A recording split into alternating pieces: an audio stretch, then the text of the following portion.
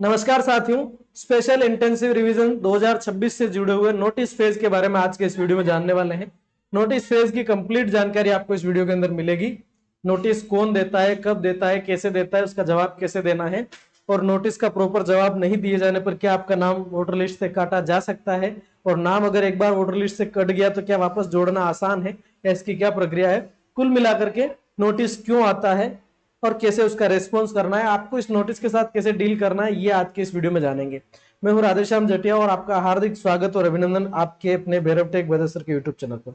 साथियों, इससे पहले हमने इन्यूमरेशन फॉर्म किस तरीके से भरना है इसको लेकर के कंप्लीट वीडियो बना रखा है। दूसरा, मैं आपसे ये कहूंगा, अगर आपको स्पेशल इंटेंसिव रिवीजन से रिलेटेड कोई विशेष परेशानी आ रही है जो आप फेस कर रहे हैं, तो मैं आपसे कहूंगा कि आप इस अपने भैरव टेक वेदर सर का जो यूट्यूब चैनल है, इस यूट्यूब चैनल के मेंबर्स ओनली सेक्शन में जाकर के यहां से आप मुझे व्हाट्सअप भी कर सकते हैं सीधा सीधा। ये आपका चैनल है भैरव टेक वेदर सर, ठीक है। और इसके अंदर आपको यहाँ पर ये जो वीडियो सेक्शन है, इस वीडियो सेक्शन के अंदर यहाँ पर एक फिल्टर मिल जाता है मेंबर्स ओनली का, ठीक है। इस फिल्टर के अंदर ये वीडियो यहाँ पे पड़ा है, यहाँ पे आप जाकर के व्हाट्सअप नंबर लेके सीधा व्हाट्सअप कर सकते हो। तो शुरू करते हैं बात को। साथियों, अगर एक बार मैं फेज के बारे में बताऊं आपको कब से कब तब तक है, तो स्पेशल इंटेंसिव रिवीजन फेज 3 जो है साथियों, 16 स्टेट्स और 3 यूटीज के अंदर चल रहा है। ऐसे में ओडिशा, मिजोरम, सिक्किम और मणिपुर, यहाँ जो है आपका ड्राफ्ट पब्लिश हो गया है 5 जुलाई को, ठीक है। 5 जुलाई को ड्राफ्ट पब्लिश हो गया है और क्लेम और ऑब्जेक्शन यहाँ पर 5 जुलाई से लेकर 4 अगस्त तक चल रहा है और नोटिस की फेज 5 जुलाई से 2 सितंबर 2026 तक यहाँ पर चलेगी, ठीक है। जुलाई से अगस्त और सितंबर लगभग आपको जो है 55 दिन के आसपास यहाँ टाइम मिल रहा है। वो दादर नगर हवेली, इसके अंदर जो है 10 जुलाई से लेकर 7 सितंबर तक नोटिस फेज है। फिर बात करें उत्तराखंड, तो उत्तराखंड में 10 जुलाई से 11 सितंबर तक का नोटिस फेज है। आंध्र प्रदेश, अरुणाचल प्रदेश, हरियाणा और चंडीगढ़, यहाँ पर नोटिस फेज 21 जुलाई से 18 सितंबर तक है। वैसे तेलंगाना, पंजाब की अगर बात करें तो 31 जुलाई से 28 सितंबर है। और कर्नाटका, मेघालय, महाराष्ट्र, झारखंड, दिल्ली, यहाँ पर है 5 अगस्त से लेकर के 3 अक्टूबर तक। उसके बाद नागालैंड जो है वहां 20 सितंबर से लेकर के 18 नवंबर तक और त्रिपुरा के अंदर ये 21 अक्टूबर से 19 ऑफ दिसंबर तक ये फेज चलेगी, ठीक है। और उसके बाद में जो है आपका फाइनल रोल पब्लिकेशन हो जाएगा, ठीक है। थोड़ा सा यहाँ की गणित को समझ लेते हैं, उसके बाद अपन नोटिस के वीडियो पर आते हैं। तो यहाँ पर साथियों ध्यान दें, होता क्या है, एसआईआर की प्रक्रिया में ये हुआ कि करंट वोटर लिस्ट जो है, वोटर लिस्ट 2026 की जो वोटर लिस्ट है, जो इलेक्टोरल रोल है, उसके अकॉर्डिंग उस इलेक्टोरल रोल में जो भी वोटर रजिस्टर्ड थे उन सभी वोटर्स का इलेक्शन कमीशन ऑफ इंडिया ने एक फॉर्म तैयार किया जिसे कहा इन्यूमरेशन फॉर्म। उसको क्या कहा? Enumeration form. वो इन्यूमरेशन फॉर्म तैयार करके वो इन्यूमरेशन फॉर्म 30 सितंबर से लेकर के 28 जून तक, इस डेट के बीच में, ये अलग अलग स्टेट वाइज अलग अलग डेट्स हैं। इस डेट शीट में जो है आपको वो फॉर्म बांटा गया 2 प्रतियों के अंदर। 2 कॉपीज आपको अवेलेबल कराई गई थी, उनमें से 1 कॉपी बीएलओ सर वापस लेकर के चलेंगे, ठीक है। आपने वो फॉर्म भर के दिया जैसी भी स्थिति थी। उसके बाद में अब क्या होगा, ये आपने जैसे 28 जून की बात करें, 28 जून को दिया 5 जुलाई, 3 जुलाई को दिया 10 जुलाई, 7 जुलाई को दिया 14 जुलाई, यानी कि आपका ये जो हाउस लिस्टिंग वाला हाउस टू हाउस विजिट का जो फेज है, इसके कंप्लीट होने के 1 हफ्ते बाद लगभग आपकी कौन सी रोल पब्लिश हो रही है? Draft roll, draft voter list publish हो जा रही है आपकी। इस ड्राफ्ट रोल के पब्लिश हो जाने के बाद इस ड्राफ्ट रोल में क्या क्या चेक करना है वो भी बताऊंगा मैं आपको, नेक्स्ट किसी वीडियो में बताऊंगा। उसके बाद ये ऑब्जेक्शन और क्लेम का जो पीरियड चलता है साथियों, इसमें क्या होता है, अगर आपको ड्राफ्ट रोल आती है, आपको अगर कोई क्लेम करना है कि यार मैं वैलिड वोटर हूं और मेरा नाम ड्राफ्ट रोल में नहीं आया या कोई भी और कारण है, इंक्लूजन के लिए आप क्लेम करेंगे और किसी का नाम हटवाने के लिए आप ऑब्जेक्ट करेंगे, इसके लिए प्रॉपर आपको फॉर्म मिल जाएगा बीएलओ के पास से, ठीक है। उसके बाद ये जो नोटिस फेज चलती है, इस नोटिस फेज में क्या होता है ये हम समझने वाले हैं। आपके स्टेट में कब नोटिस फेज कब से कब तक है आप देख लेना यहां से। अब आते हैं अपन वीडियो पर कि नोटिस आने के कारण क्या है, ठीक है, और उनका निवारण क्या है। तो साथियों यहां पर इलेक्शन कमीशन ऑफ इंडिया जो है वो नोटिस भेजता है। नोटिस भेजने के जो मूल कारण है, उन कारणों में अगर अपन देखें तो मैं आपको बताऊं, देखो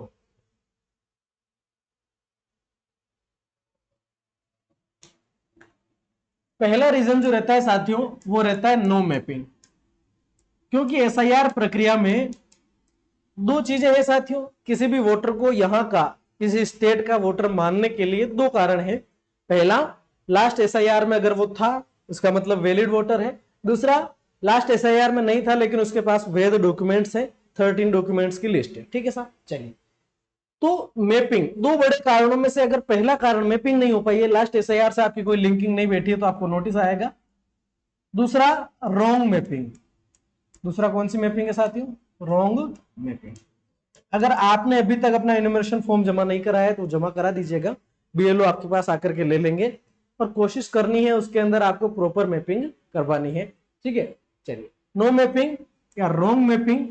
तीसरा, लास्ट एसआईआर के किसी बंदे से अगर 6 या अधिक, 6 और मोर, 6 या अधिक लोगों ने एक व्यक्ति के साथ मैपिंग कराई है, तो election commission of India doubt के फेज में डालता है उसको कि यार ये कैंडिडेट जो है इसके एक से मतलब 6 से ज्यादा लोग, 5 से ज्यादा लोगों ने इसके साथ मैपिंग करा रखी है। चौथी कंडीशन ये बनती है कि पेरेंट्स और प्रोजेनी के बीच, यानी कि माता पिता और संतान के बीच का जो गैप है वो 15 से कम है। 15 साल से कम का अगर गैप आ रहा है तब भी इसको नोटिस फेज में माना जाएगा। और 50 से अधिक का, माता पिता और बच्चों के बीच 50 से अधिक उम्र, अगर 50 से अधिक साल का गैप आ रहा है तब ऐसी कंडीशन में भी नोटिस का कारण बनता है। पांचवा, अगर प्रोजेनी की जो मैपिंग है वो ग्रांड पेरेंट्स से हुई है, प्रोजेनी की मैपिंग अगर ग्रांड पेरेंट्स से हुई है तो ऐसी कंडीशन में उनके बीच का जो गैप है, उनके जो बीच का गैप है वो 40 से कम नहीं होना चाहिए। 40 साल से कम का गैप नहीं होना चाहिए। अगर कोई व्यक्ति क्लेम कर रहा है कि मैंने अपने दादाजी से मैपिंग कराई है और दादाजी और उस व्यक्ति के बीच का एज डिफरेंस 40 ईयर्स या इससे कम आ रहा है, तो ऐसी स्थिति में भी बनता है।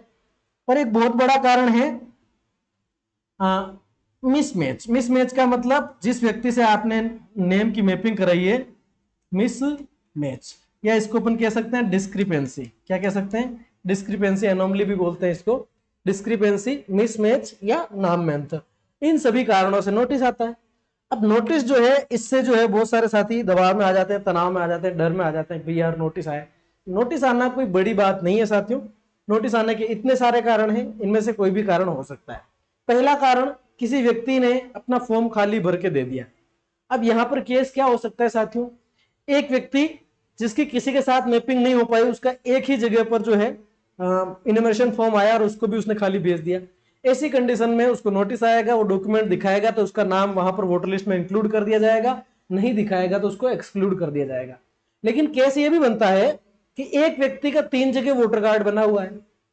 अब 3 जगह वोटर कार्ड बना हुआ है, ऐसी दशा में हमने उस व्यक्ति से ये कहा था कि आप जो है एक ही जगह पे अपना इन्यूमरेशन फॉर्म भर के दें। अब एक जगह पे तो उस व्यक्ति ने अपना इन्यूमरेशन फॉर्म भर के दे दिया और 2 जगह पर उसने फॉर्म या तो दिया ही नहीं या उसने खाली फॉर्म दे दिया। ऐसी कंडीशन में इन दोनों जगह पर भी नोटिस आएगा। अब इन दोनों जगह पर जो नोटिस उसको आएगा उसके जवाब में उसको कुछ नहीं करना है, जवाब देने जाना ही नहीं है, नाम ऑटोमेटिक वहां से हटा दिया जाएगा। या अपने बीएलओ को फोन पर सूचित कर देना है कि इन दोनों जगह पर जो भी संबंधित बीएलओ उसको कहना कि मैं आपके यहाँ पे अपना वोटर कार्ड नहीं रखना चाहता, मेरा किसी एक जगह पे वोटर कार्ड बना हुआ है, वहां मैंने फॉर्म भर के दे दिया। तो यहाँ पर 2 कंडीशन बनेगी। जो लीगल वोटर है उसको अगर नो मैपिंग का नोटिस आता है तो उसको नोटिस के जवाब में वहां पर जाकर के डॉक्यूमेंट्स देने रहेंगे। और अगर कोई वोटर ऐसा है जिसका 2-3 जगह फॉर्म था और बाकी 2 जगह पे आ रहा है नोटिस, या एक जगह पे आ रहा है, तो उसको उसका जवाब ही देना है।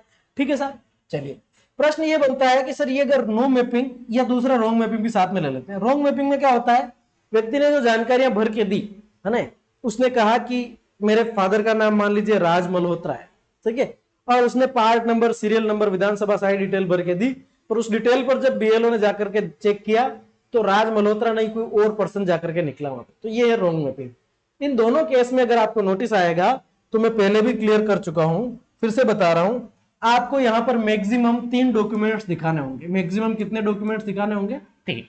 यहां पर मैंने आपको बताया था अगर वोटर का जन्म 1 जुलाई 1987 से पहले भारत में हुआ है, if voter has born in India before 1 July 1987, तब उसको केवल एक डॉक्यूमेंट दिखाना है जिसमें उसकी बर्थ डेट या प्लेस ऑफ बर्थ मेंशन कर रखा हो। अब यहां पर अगर वोटर का डेट ऑफ बर्थ 1 जुलाई 1987 से लेकर के 2 दिसंबर 2004 के बीच का है, तो ऐसी कंडीशन में उसको कोई भी 2 डॉक्यूमेंट शो करने पड़ेंगे।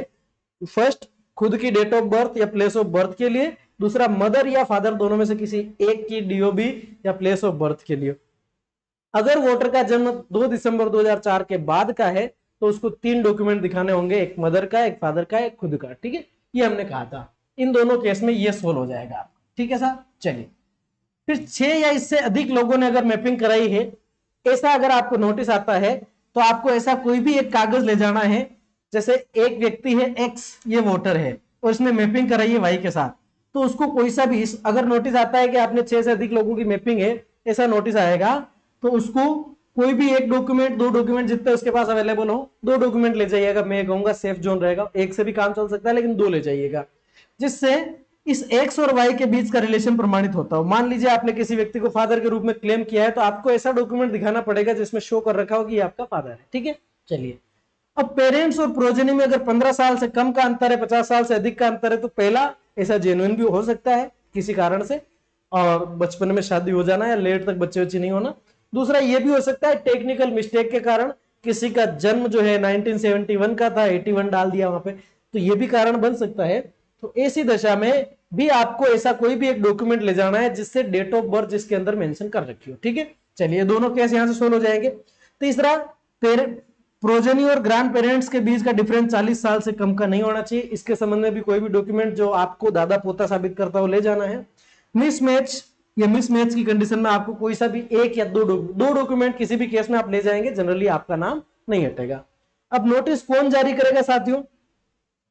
नोटिस जारी करेंगे या तो ई आर या तो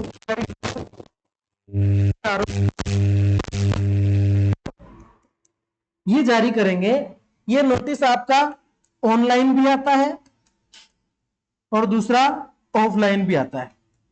आप नोटिस का जवाब ऑनलाइन भी दे सकते हैं, ऑफलाइन भी दे सकते हैं। ठीक है, एसआईआर 2026 वाले कॉलम में जाएंगे आप ईसीआई वीएसपी के पोर्टल पे, तो वहां पर आपको अपना नोटिस दिखाई दे देगा। आपके वोटर आईडी नंबर डालेंगे वहां पर एसआईआर 2026 के कॉलम में और आपको दिखाई दे देगा नोटिस, और उसके जवाब में डॉक्यूमेंट सबमिट करना तो वो ऑप्शन आपको मिल जाएगा। दूसरा, ऐसा नहीं है कि केवल ऑनलाइन ही आएगा, ऑनलाइन आए ना आए ऑफलाइन वाला जरूर आपके पास आएगा। और ये नोटिस कौन लेके आएगा सर? बीएलओ सर लेके आएंगे। नोटिस किस कारण से आया है नोटिस में मेंशन कर रखा होगा। नोटिस किस डेट को जारी किया गया मेंशन कर रखा होगा। किस ऑफिसर ने जारी किया उनके साइन होंगे। आपको कहां पर उपस्थित होना है, कितनी बजे उपस्थित होना है और कौन कितने डॉक्यूमेंट्स ले जाने हैं वो भी आपके अंदर मेंशन कर रखा होगा, और किस वजह से नोटिस जारी हुआ ये भी आपको कह रखा होगा। तो बीएलओ सर आएंगे नोटिस लेकर के, नोटिस पर आपके साइन कराएंगे और एक जो है उसका स्लिप काट करके वो ले जाएंगे, रिसिप्ट लेकर के वो चले जाएंगे। ठीक है, और आपको संबंधित अब क्या है कि नोटिस किस किस को दे सकते हैं? संबंधित वोटर को दे सकते हैं, वोटर की फैमिली के किसी भी एडल्ट पर्सन को दे सकते हैं। नोटिस के जवाब में क्या उसी व्यक्ति को जाना जरूरी है? कोशिश करें कि वह व्यक्ति पहुंच पाए, और अगर वह व्यक्ति नहीं पहुंच सकता है तो उसका क्लोज रिलेटिव, उसके पापा मम्मी भाई बहन पति पत्नी जो भी है ना उसके क्लोज रिलेटिव हैं उनमें से कोई भी एडल्ट पर्सन जो है उस नोटिस का जवाब देने जा सकता है। आप अधिकारियों को संतुष्ट करें, जो भी डॉक्यूमेंट्स आपके पास अवेलेबल है ले जाएं, कहीं कोई दिक्कत नहीं है, आपका नाम नहीं कटेगा। ठीक है साथियों, तो ये था नोटिस के बारे में संपूर्ण जानकारी। और किसी को अगर कोई डाउट रहा है तो आप पूछ सकते हैं। बाकी हमने आपको बताया चैनल पर आप मेंबर्स ओनली में जाकर के मुझे व्हाट्सएप भी कर सकते हैं, ये चीज मैंने पहले भी मेंशन कर दी थी। ये वाला वीडियो पड़ा है, आप इस पर क्लिक करेंगे आपको मेरे व्हाट्सएप नंबर यहां से मिल जाएंगे। दूसरी बात, आपके वहां का ड्राफ्ट रोल कब जारी होगा तो यहां पर इसके अंदर दे ही रखा है, मैंने डेट्स बता दी थी। अब यहां पर अगर हम बात करें कि किस किस स्टेट का जो है किस किस स्टेट का जो है ड्राफ्ट आ चुका है, तो साथियों ड्राफ्ट रोल जारी हुआ है अभी ओडिशा, मिजोरम, सिक्किम और मणिपुर, इन 4 स्टेट्स का जो है ड्राफ्ट आ चुका है। तो अब एक वीडियो नेक्स्ट आपको यह भी मिल जाएगा कि ड्राफ्ट रोल में आपको क्या क्या चेक करना है, किस तरीके से अपने आप को सेटिस्फाइड करना। मिलेंगे अगले वीडियो में, तब तक के लिए धन्यवाद।